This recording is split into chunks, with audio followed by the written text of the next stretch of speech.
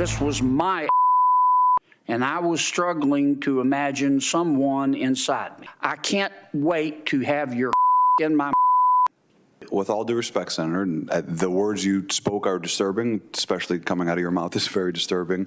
We're not advocating for kids to read porn, to Senator Booker's point. What are you advocating for? We are advocating for parents, random parents, not to have the ability, under the guise of keeping kids safe, to try and challenge the world view of every single man on these issues. That was something. Senator John Kennedy making everyone uncomfortable while reading from a children's book that parents are trying to get removed from public schools across the country. Kevin Sorbo is an actor, author of The Test of Lionhood, and he joins me now. Kevin, great to have you on the program. And look, as an actor, from a theatrical perspective, there's nothing more powerful than the always colorful Senator Kennedy reading those passages. And so we all may have a laugh, but from a substantive perspective, how is anyone okay with that being in a school? It's so weird to me what's going on in our country right now. It's really unbelievable. You look at Kirk Cameron. I'm part of the new Brave Book family as well. I got my book just came out this month.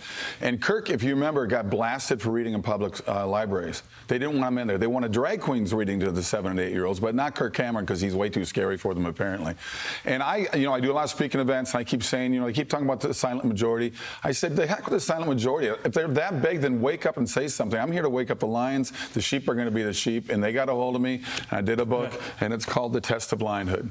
And it's a story really about letting boys become boys. Let boys decide where they want to be when they're old enough to really decide what they want to do with their lives. But let them be boys. Let them be in a family with a mother and a father that they both have different points and different values of the family. But the father's role really is to be a strong leader for the family and show them what's right and wrong. And we've gotten away from that. We're attacking the nuclear family all the time now. There is a crisis of manhood in our country, without a doubt. And look, going back to the book for a second, obviously the hope is that ends up in a library. I understand the concerns of those who say we can't censor things in libraries, but there is a solution. Keep the classics, keep the children's books, and ditch what amounts to porn. So my question for you, why is not that good enough for the people pushing what amounts to penthouse letters from K through 12 education? It seems to me there's an agenda out there, and I think you know that too. They've been pushing this forever. You look what public schools are doing, what universities are doing, you look what the media is doing, look what television.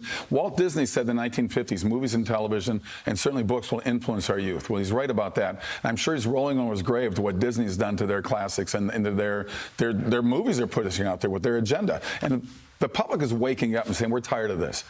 We want to get back to having movies that have positive messages, movies that are like I do, like God's Not Dead, Soul Surfer, Let There Be Light. My newest one is called Miracle in East Texas, coming out this fall. But it's I get stopped all the time. It used to be because of Hercules or Andromeda. I get stopped all the time now for those other movies I mentioned.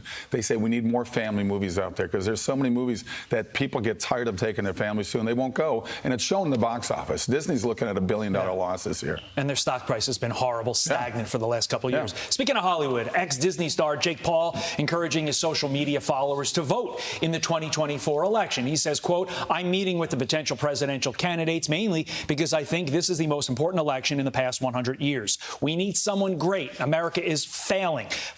So I feel a responsibility to use my platform to help America and my future kids who one day will have to go to school in all this madness. Is this a one-off, or is this open-minded approach actually making its way in what we consider to be, monolithic liberal Hollywood right now? I think the tide is slowly turning, but it is turning. I've done some work with the Governor Scott Walker with his youth foundation, speak to these kids that are 18, 19 years old. And I'll tell you, they got America's back. These kids get it.